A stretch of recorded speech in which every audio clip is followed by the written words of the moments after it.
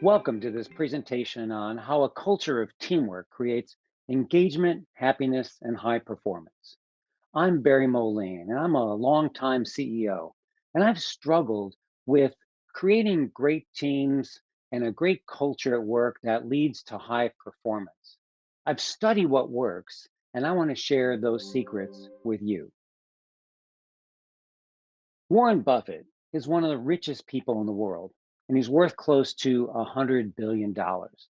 And as a young man, Buffett was shy and he was terribly afraid to talk to people. And just the anticipation of talking with others would make him sick. He knew he had to change that. And he enrolled in a class on communication.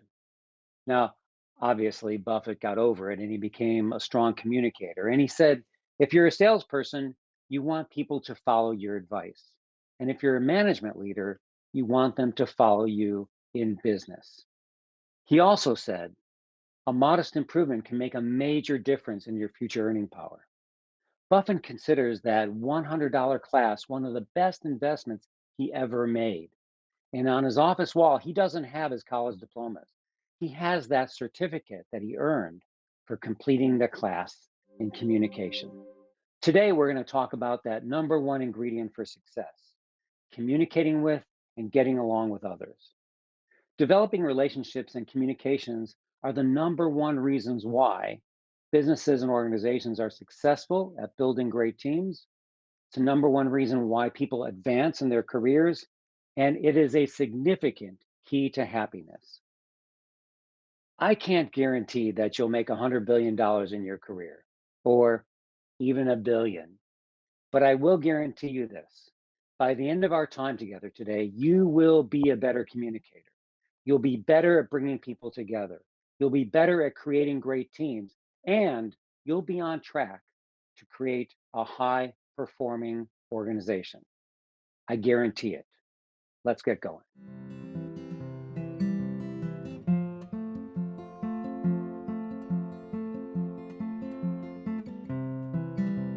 Let's talk about Google's quest to find the perfect team. Google, as we all know, is an internet search engine. Hey, let's Google that. They're a technology company and they're big on developing things like the driverless car. And they're also an analytical company and they pride themselves on being able to analyze anything. So when there's a cold or flu outbreak, Google knows about 2 weeks in advance because people Google looking for remedies. And they're really good at correlating data. That is, putting together information that looks like a bunch of puzzle pieces and then making sense out of it. And at any point in time, Google has hundreds of teams working on a variety of projects. And they noticed some teams are working better than others. And they wondered why. And they started analyzing. And they looked at these characteristics to figure out which was the most important. And I won't read them all, but they looked at teams that were composed of folks that were friends, and maybe they were all young workers together, or maybe there was a mix of old and young workers, or same gender and mixed gender, or same interests, random interests. They looked at everything and nothing worked. And they believed there was no magic solution. And Google was frustrated because they couldn't figure out the solution from the data. So they decided to watch the teams and try to understand the behaviors that made them successful. Here's what Google learned. In the most successful teams, at the beginning of each meeting, team members just spend a few minutes catching up with each other. They asked questions like, how was your vacation? And how was your weekend? And they shared milestones in each other's lives, talking about things like their kids and their family and local sports teams. And they also supported each other through tough events like sicknesses and deaths in the family. All this engagement led to higher productivity. Why? Google concluded it's because people liked each other and they wanted to do a good job for each other. And that was the secret to creating great teams, people getting to know each other. Several years ago, I was working in a community where it seemed like everyone was fighting each other. And in a frustrating moment, I asked the question, does anyone get along anywhere? I started researching and a book was born. And Connect is available on Amazon. And let me tell you that if you're interested in writing a book, get in touch with me and I'll share with you all the lessons I've learned. My contact information is at the end of the presentation. And I promise you, I'd love to hear from you. So, why don't more organizations spend time helping their people get to know each other? Well, one, they don't know the benefit to productivity. And two, they just don't know how to do it. McKinsey and Company did research on the value of working together, and they found organizations that connect employees through teamwork create environments where people like their colleagues and like being at work. In those organizations, 84% of employees report an increase in productivity. And organizations that do nothing to connect employees, 7% of those employees report high productivity.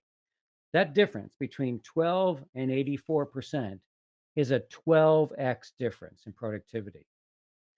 So that's kind of hard to believe. That's like more than 1,000%. Well, what if it was just 6 times better? Would you believe that? Or what if it was twice as good? What if you can get twice as much productivity? The question is, what do you want to be? What do you want your organization to be? I know the answer. We all want high productivity. We're going to talk about how to do that. And now we have this new problem. Employee turnover is on the rise. Employees are looking at their workplaces and wondering, is this right for me? Gallup did research and found that 75% of workers leave their jobs because of bad bosses. But only 22% of them say that compensation is the reason why they left. Now, a lot of people think that these work benefits help retain employees and particularly retain their top informers. Things like ping pong and pinball or bowling or company barbecues or even free breakfast and lunch. A lot of companies have similar benefits and there's not much differentiation by offering these kind of benefits. It's good to offer them, but a lot of folks are doing that already. When it comes to retaining employees, one characteristic stands out: connecting with others. I'm not saying that barbecues and ping pong tables are bad. What I am saying is that they don't take the place of supervisors talking with their employees one on one and employees getting to know each other. The problem is even bigger than people quitting bad bosses. They quit bad cultures, they quit bad teams. We work for an organization, but we are really motivated to do our best work for each other and our team. Supervisors bring out the best in people by bringing people together. Now, throughout a typical week, we spend 50 to 60% of our waking hours at work. We want that experience to be with people we like and who make us feel good. If employees don't have that, they look around for another job. Teamwork doesn't happen by chance. The process of building a great team is very intentional. In the workplace, there are hard skills and soft skills. Hard skills are certifications, things like a degree or typing speed or learning how to operate a machine. Soft skills are communications, teamwork, and management. And soft skills are sometimes viewed as less important than hard skills or technical skills. Let me be clear: soft skills are leadership skills.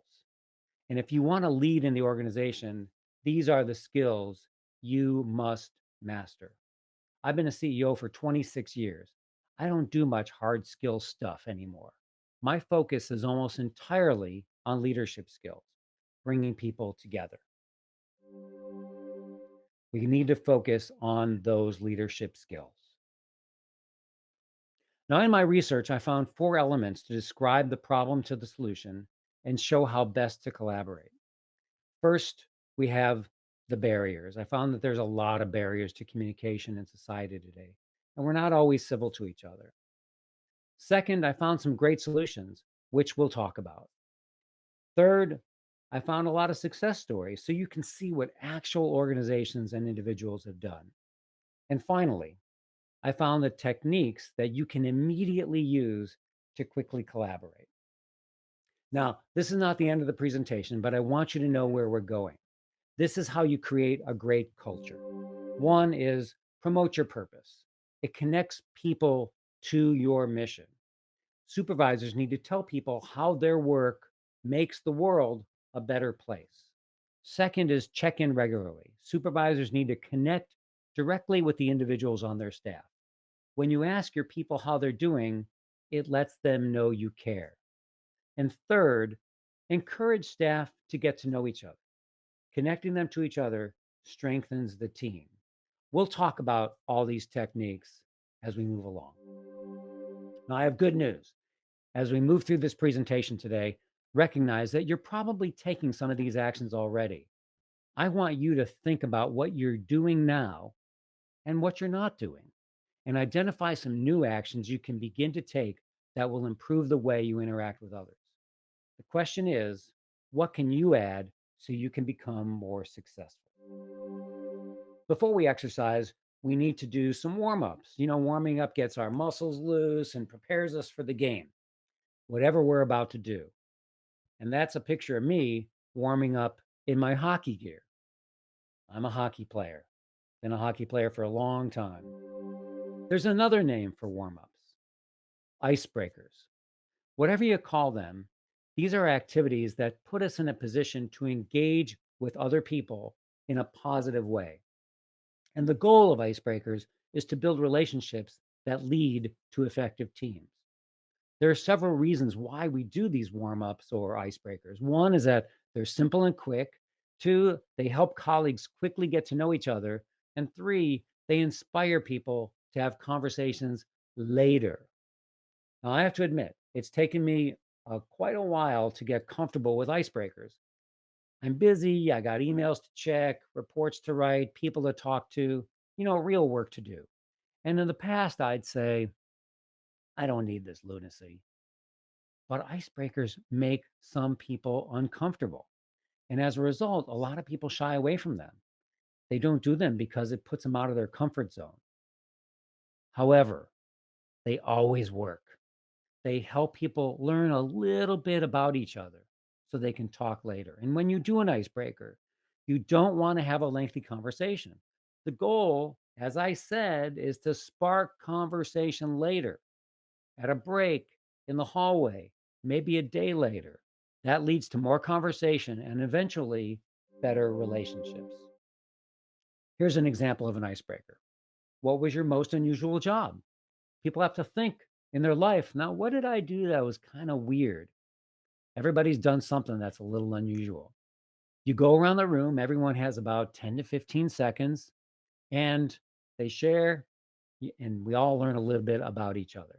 Now, my most unusual job is as a hockey referee. Let's talk about barriers to collaboration. The problem we're seeing today in society is a general lack of civility. People are just not that nice to each other. It starts here with our screens. The growth in our use of screens and social media correlates with a loss in human connection. It's influencing our families, it's influencing our friends, and even the next generation. Do you know anyone that doesn't have a mobile phone? I mean, think about having a dedicated meal with no technology usage. Put your phone away, or having a dedicated meeting at the office with no phones or computers. Create a pile of phones and nobody checks anything. Let's all just focus on each other. Screen time keeps growing, and on average, it's up to 6 hours a day. Social media is also been increasing over time, and loneliness is also increasing. And that correlates with the rise of social media. All this screen time makes us more me centric. Now, I have to say, not all social media is bad. It's just something that we need to be conscientious about. We need to be aware that we're not too engaged in our screens and not focusing on the people that we're talking to.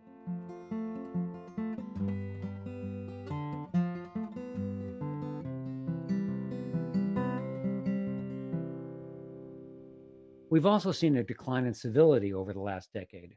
People are less civil to each other, they're more tribal, where they follow the leaders of their special interests, like politics. They're more offensive to each other and more isolated. The Guardian newspaper did an analysis over 17 years of the comments that they received that appeared under the stories in their paper. And they found that nearly 100% of those comments were nasty. There's also been a decline in civility at work. 42% of workers say that they've had political disagreements, and three-quarters of Americans say civility has declined since 2016. And all this strife leads to workplace stress. Conflict costs real money to business, and it makes us inefficient. Employees spend almost 3 hours a week dealing with conflict. It also costs more than $400 billion a year across the United States in wasted time. Now, these are high functioning teams. They're efficient, they're effective, and they're focused on reaching their destination, their goal, and accomplishing their mission. Our goal is to create the environment at work so it's easy for a great team to develop. When your team is not working well, it's pretty obvious. There's a lot of disorganization and it's not very efficient. So let's talk about how to set the stage for great teamwork. The solution for creating great teams is to share personal stories, get to know each other just a little bit better. You might be asking the question, what can I do? It's just little old me. Well, focus on the people in your world and the people around you. Think about how you can influence what's happening to make your world a better place. And then take action where you can. On a morning commuter train, people generally keep to themselves. They read a book, a newspaper, they plug in, they listen to music or a podcast. At least that's been my experience. Researchers wanted to know how people would respond if a total stranger sat down next to them and started up a conversation. Would they ignore the person or would they respond by engaging in conversation? So think about this. You're getting on a train. Would 25% of the people engage in conversation? Half the people? Three-quarters of the people? Would everybody engage in conversation? Well, before they got on the train, the people who were assigned to start up the conversation predicted that their success rate would be 50%. That is, half the people would start up and engage in a conversation with them. The results were different. All of the people started up a conversation. They engaged in some form of a conversation. Now, the average time of a conversation, 15 minutes. Now, that means that some conversations were longer and some were shorter, but they've repeated this research in many different places: bus stations, doctors' waiting rooms, train stations, and the results are all about the same. So there's a gap in our heads about approaching people to chat. Why are we so hesitant to talk to each other? Well, there's actually two reasons why. One is kind of weird. We think we're not that interesting. And two, we think other people are not that interesting. So we just don't try. In reality, people want to talk. So start up a conversation. So if you're standing in line at a store, hanging out at a party, start up a conversation. People want to talk. One of the big lessons I learned in my research is that only you can change your mind. And the way we change our minds is by seeing examples of others. Even though you hear me say it, you might still think, no, I'm not sure I believe that guy. But when you see examples of what others are doing, then you start believing.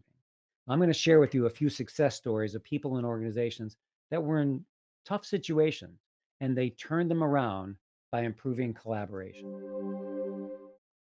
Shell Oil had a drilling rig in the Gulf of Mexico, the largest in the world. Its name was Ursa. And Ursa had a terrible record for safety. It was the worst in Shell's entire fleet and had the poorest output for oil production. And a French psychologist approached Shell and said she could turn around their safety and production record. Her name was Claire Noir, and she barely spoke English, but she knew enough to get people together. She says she was confident that she could help. Now, few people in Shell's management team believed it could be fixed, but they thought, whatever, let's let Claire try to figure it out. Why the bad safety and production record? When there was a job to do, the guys didn't have a trusting relationship to ask for help. They thought that if they did ask for help on a job, they'd be considered weak, that they couldn't do it alone. And the strategy was to develop trust among the roughnecks and make it okay to say, I don't know. So here's what they did: the workers sat down together and they shared stories about their lives. They learned about each other and they began to understand, like, and respect each other. And then later, when someone had a difficult job to do, they asked for help. The result, they turned the worst rig for safety and production into the best. Teamwork doesn't happen by accident. Who here has been on a whitewater rafting trip? You always come away with a few great stories. And in whitewater rafting, you have to quickly come together and build a team. You have to work at it, you have to practice. And if you don't, you get tossed out of the boat.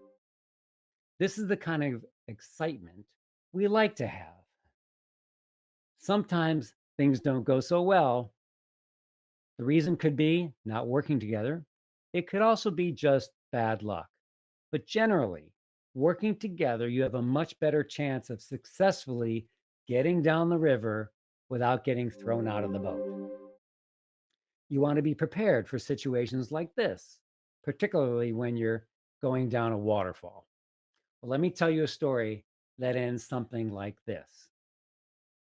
I was on a whitewater rafting trip and we had gone through a few rapids and our team was doing pretty well. And we were about to come to a very difficult rapid. And our guide pulled us over to the shore and said, this rapid is pretty intense. It's got two parts. And he walked us through it. First, we're going to go through a very bumpy part. And then we're going to get to some flat water and we're going to need to turn right. And then we're going to go down a waterfall. He said, if anybody falls out of the raft in the first part of the rapid, the difficult part, then I want you to push them away from the boat because that's the safest thing to do. We'll go down the waterfall and then that person will go down the waterfall. Well, we went through the rapid and guess who fell out of the boat? Me. And I popped right back up at the boat. And immediately the guide yelled, get him in the boat. Now, that's exactly the opposite of what he told us at the beginning. But my friend Jerry reached down and grabbed me, and my wife reached across the boat, and together they pulled me back into the boat. And I landed right in the front of the boat. And I looked up just as we were going down this waterfall. And as we went down the waterfall, I suddenly became airborne again. I thought, oh no, no, I'm going to be in the water. I landed in the back of the boat at the feet of the guide. Everybody in the boat was all cattywampus. The guide pulled us over to the shore and we were all excited. And we thought, well, that was a lot of fun. And I was like, well, it wasn't really fun for me, but okay, I guess you guys had some fun. And the guide said, you were terrible. That was rotten. We're going to do that again. I was like, do it again? Why are we going to do it again? You need to get it right. Well, like, this is just a whitewater rafting trip. Do we really need to get it right? Yeah, we need to get it right. We're going to take the boat out and walk it back. I was like, I'm a little cold. I don't know that I want to do this again. We're going to do it again. We walked the boat back 100 yards on land, put the boat back in. And this time we went through perfectly. Went through the rapid. Everybody stayed in the boat. We turned right, went on the waterfall, and the guide was proud. That's great teamwork. When the team plans well, When the team drills well and executes well, you accomplish something great. It requires commitment to the process, and you have to keep trying. Teamwork is not something magical, it's about persisting and committing to connecting and working with others. Now, that's a fun story about whitewater rafting, but let me tell you about the importance of teamwork in real life. Florida gets hit by a lot of hurricanes. And for more than 20 years, I was the coordinator of hurricane restoration for electric utilities there. And if you've ever seen a line of trucks traveling down the highway, I was the one who made that happen. I ordered those trucks to get on the road and come help. And in 2006 and 2007, seven hurricanes came through the state. And after the first hurricane, our restoration stunk. It took 2 weeks to restore the electricity, which was just terrible.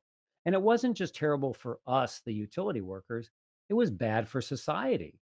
Businesses were closed, schools were closed, everything was disrupted. Before the hurricanes, our utilities didn't know each other. We didn't trust each other, and we had no common ground for working together. We set out to change that.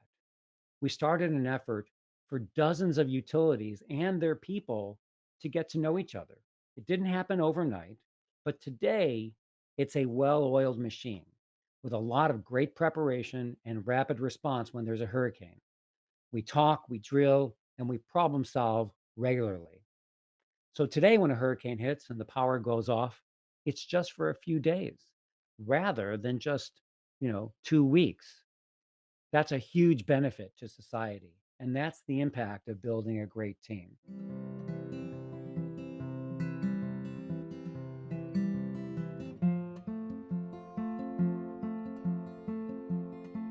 So, why invest in bringing people together?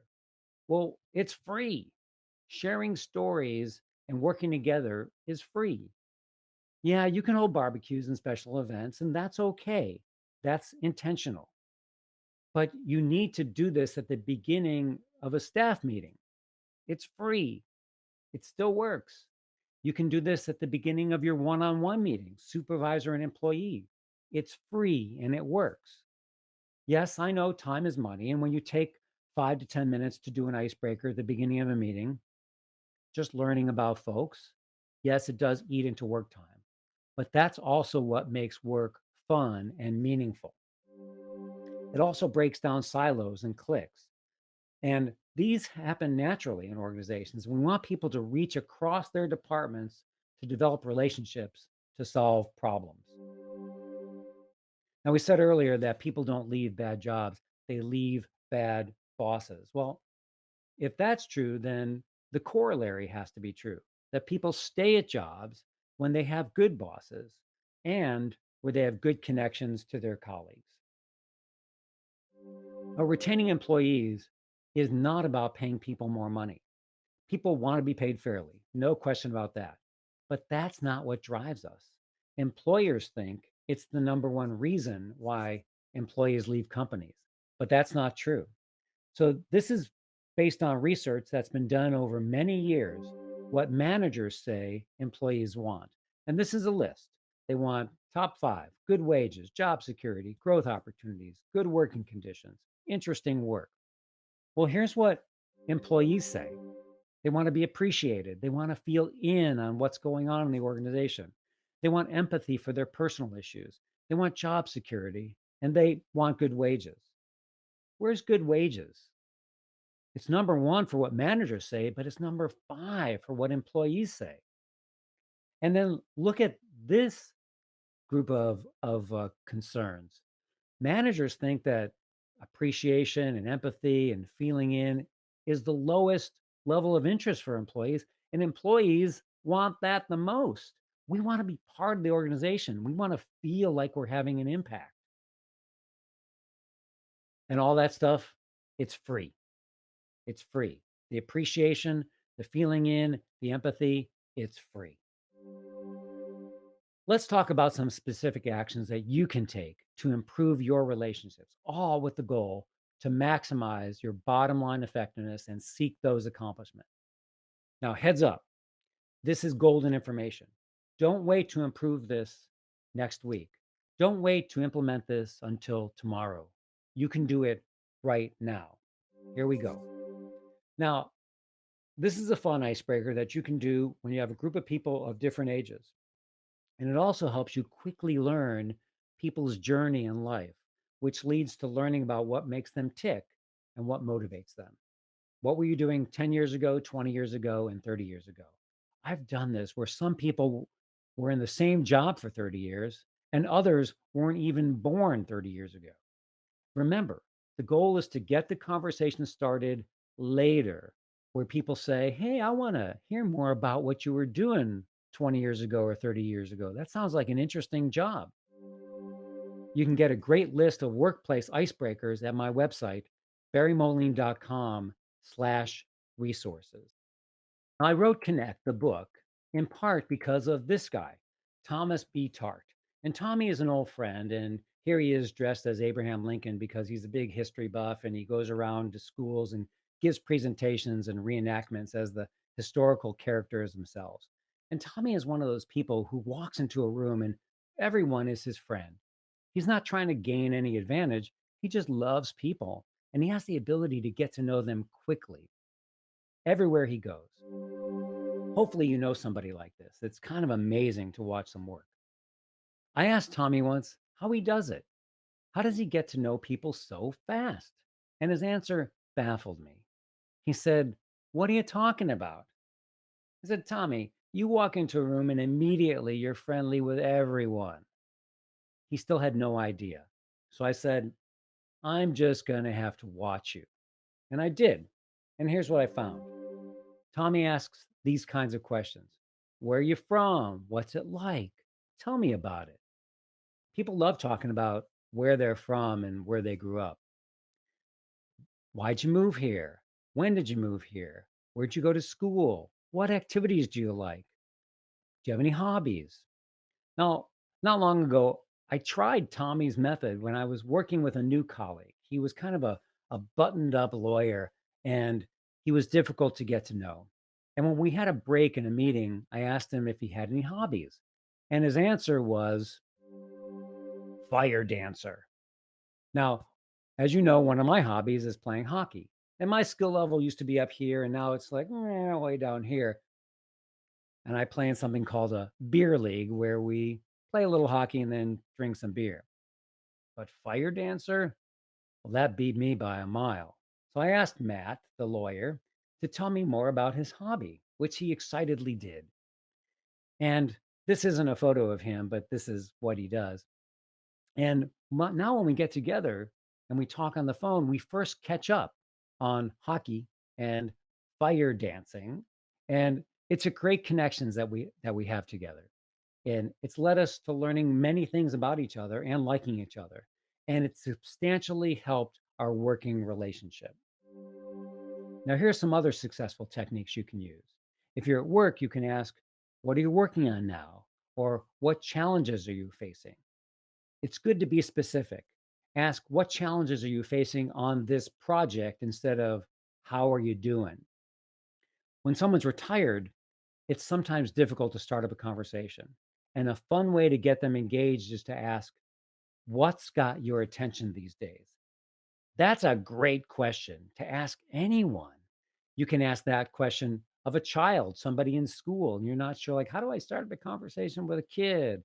Or maybe an elderly person who, I think is retired, maybe not retired, I don't know. What's got your attention these days? Everybody's paying attention to something. Here are some other conversation sparkers that you can use to initiate discussion with almost anyone. What are you streaming these days? Have you listened to any interesting podcasts recently? What kind of music do you like? What was the best part of your weekend? And it's also always good to ask about a specific element of a weekend as opposed to just how was your weekend? Because how was your weekend? Like, yeah, it was good. But ask, what was the best part of your weekend? Anything good happened in your world recently? Or any vacation plans? Or how was your last vacation? This is good to ask in times of COVID as well, because people are a little jumpy with their vacations. Well, what's the best way to keep employees engaged and motivated. Some people think it's the CEO's speech, and that's valuable to convey the mission and direction of the organization. Some people think it's just FaceTime with senior officers in the company, like in the C-suite. That's also valuable to convey the mission and direction. But those generally are sort of like in and out speeches. They come in, they make a speech, and they leave. It doesn't have much long term impact. The best way is to regularly connect to the purpose of the organization. What do employees and departments do to accomplish the mission of the organization? So, for example, what does the IT department do that's important? Well, they keep all the wheels of technology going in the company so everyone can do their jobs. What does the customer service department do that's important? Well, they're engaging with our customers, keeping them happy, and our customers buy from us. So everybody's got an important connection to the mission. We need to talk about that regularly. What's the fastest way to engage employees? Checking in. Just a few minutes each week to connect, maybe 10 minutes or so, even 2 minutes is good. Just ask, how's it going? What's happening in your world? That shows that the supervisor cares about what's going on in their life. There's one other valuable benefit that I want to mention. When we share personal stories, it helps overcome the unconscious bias that we all carry. The more we get to know each other, the more we respect each other. And we all come from various backgrounds. Sharing and learning just a little bit about each other builds bridges and allows us to understand when we have differences of opinion. Now, I have a confession to make. I'm not a great listener. I found a better way to pay attention. Be curious. When someone's talking, you can say these things which help you stay engaged. Hmm, interesting. Wow. Tell me more. Basically, it forces you to ask follow up questions. Otherwise, you want to jump in and tell your own story or respond back to what they're saying. But when you use those filler words, it slows you down and focuses more of the attention on the person you're talking to. So be curious. It makes you a better listener. And recognize too that this is not a competitive conversation. Don't try to one up on the last story. Don't say, well, that's interesting, but let me tell you my better story. Keep the conversation focused on the other person. Listen reflectively. How do you do that? You ask those follow up questions. Now, culture is your organization's personality. And you need to ask yourself, what kind of personality do you want? Do you want it to be siloed, competitive, untrustworthy, or do you want to have teamwork and have a competitive organization and have trusting relationships? It's your choice, and your actions determine the outcome. This is the culture logic that leads to an upward spiral of benefits to an organization. Starting at the top, you want to create an organization where people want to work. And that leads to hiring better employees because people say, hey, I'd like to work there. And that leads to better service. And better service leads to greater trust by your customers and growing sales. And growing sales leads to greater success, which leads to a place where people want to work. There's always a few naysayers that are reluctant to try something new. And they'll say something like, we don't need all this touchy feely stuff.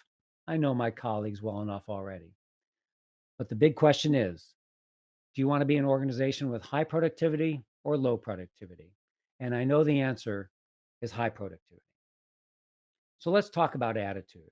Zig Ziglar said, it's your attitude, not your aptitude, your knowledge that determines your altitude. And what he means is it's not what you know that leads to success, but having a positive attitude that leads to success. And I agree. And here's why: people like to be around positive people. The concept of emotional contagion is a well studied field of psychology. We're influenced by the attitudes and emotions of the people around us. It's called the chameleon effect, where a chameleon changes colors to match the colors around it. Likewise, we change emotions to match the people around us. And if you walk into a room and it feels tense, you get tense. Whether you come to work with a good attitude or a bad attitude, it'll rub off on others. That's the impact of the Doug or Debbie Downer on collaboration and productivity. It's a strong impact, and it works in both ways. A positive attitude has a positive impact on productivity, and a negative attitude has a negative impact. So if there's a Doug or Debbie Downer in your world, distance yourself, move away from that person. But much more important is to take action where you can. Be a positive force to the people around you. Your positivity will rub off on others. Now, Lee Iacocca was the CEO of the Chrysler Auto Company, and he said, business, after all, is nothing more than a bunch of human relationships. I couldn't agree more. Now, to summarize, here's action you should take.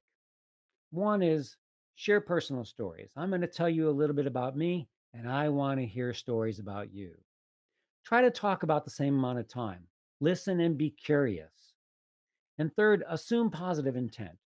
People have good intentions and they're not out to get you. They want you to succeed. So assume other people have a positive intent. Here's another action item.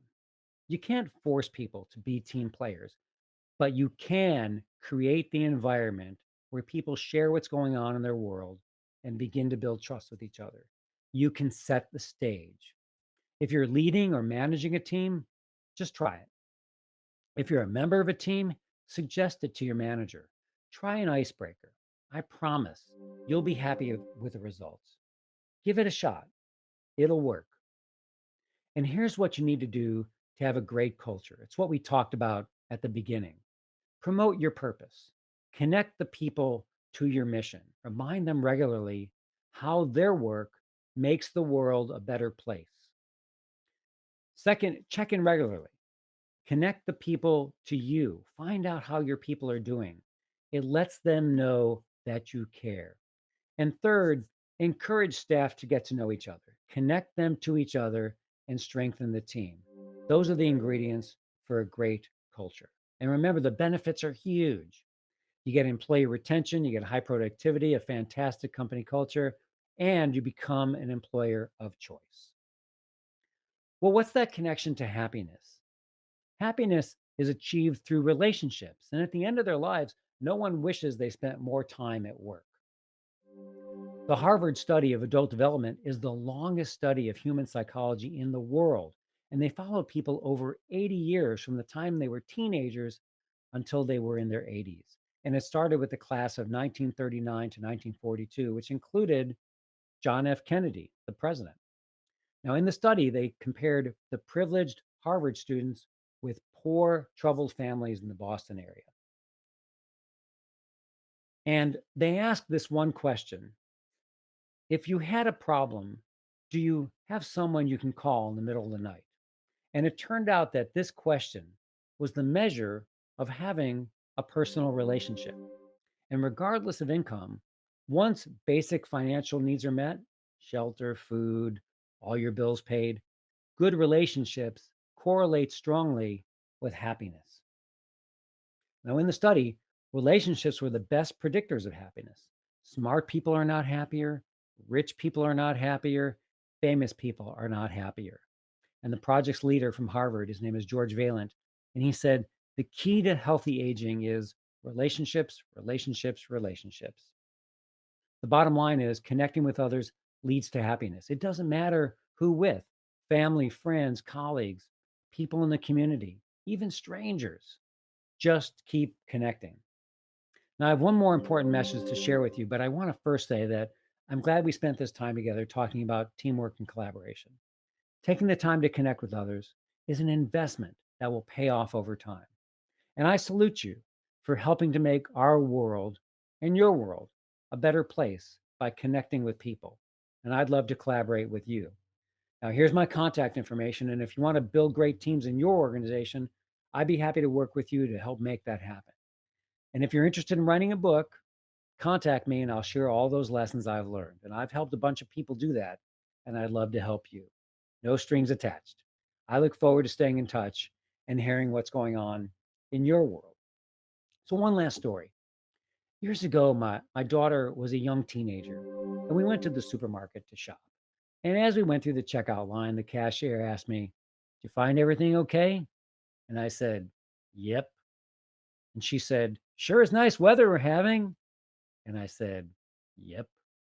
And finally she said, "How about them Knowles?" And that was the local football team, the Florida State Seminoles.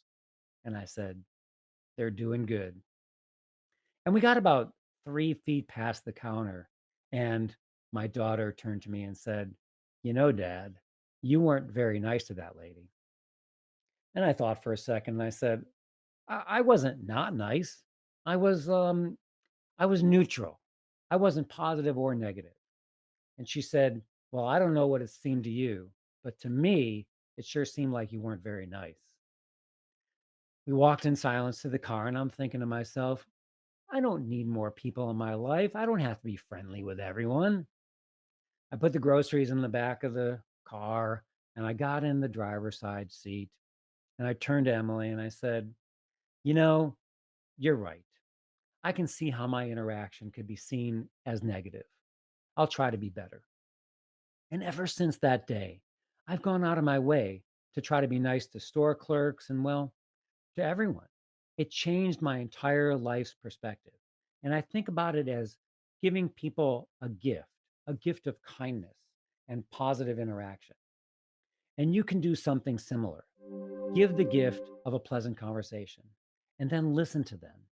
It's your superpower. You have it. You can choose to use it. Just check in with others. And when you make someone's day, you will also feel good about yourself. Trust me, you will feel happier. So get out there and connect.